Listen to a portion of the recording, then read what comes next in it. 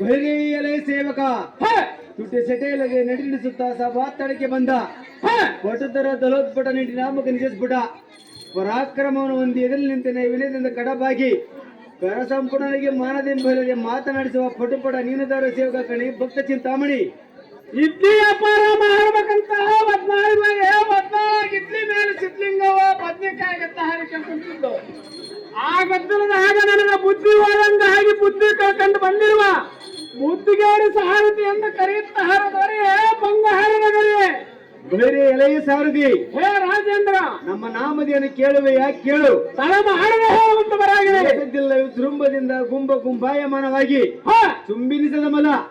ಚುಂಬಿ ಸೂತ್ರರೆಂಬ ಜಾಂಬರಗಾದಿಗಾಗಿ ಒಪ್ಪೋಸು ಒಂದು ಸ್ವಾದವಿತ್ತು ಸಂಚುಲೋ ಶ್ವಾಸದಿಂದ ಮರೆಯುವ ಸಂಚಿತಾತ ಐಶ್ವರ್ಯತರ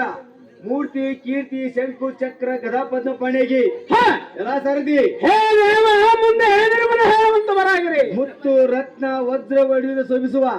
ಶೋಭಾಯಮಾನವಾಗಿ ಕಂಗೊಳಿಸುತ್ತಿರುವ ಈ ಸಭಾಮಂದಿರಿಗೆ ಬಂದ ಕಾರಣವೇನೆಂದರೆ ಅದು ಏನಿರುವುದು ತಮ್ಮ ಹಣದಲ್ಲಿ ಆಲಿಸುವಂತವರಾಗಿರಿ ಎಲ್ಲ ಸಾರಥಿ ಹೇ ರಾಜೇಂದ್ರ ಶ್ರೀಮನ್ನಾರಾಯಣ ತಿಳಿಯಲಿ ಅತಿ ಶ್ರೀಮನ್ನಾರಾಯಣ ತಿಳಿಯಲಿ ಅತಿ ಸಾರಥಿ ಅತಿ ಪ್ರೀತಿ ಶ್ರೀಮನ್ನಾರಾಯಣ ಮಹಾರಾಜರು ಸಹಜವಾದರೆ ತಮ್ಮ ಅನ್ನವಾದ ಮಂದಿರವನ್ನು ಬಿಟ್ಟು ಈ ಸುಂದರ ಸಭಾಮಂದಿರಕ್ಕೆ ಬಂದ ಕಾರಣವೇನೆಂದು ಕೇಳುತ್ತೇನೆ ದೇವ ಬಹಿರೇಯಲೇ ಸಾರಥಿ ಹೇ ದೇವ ವಿಸ್ತಾರ ಕಾಂತಿ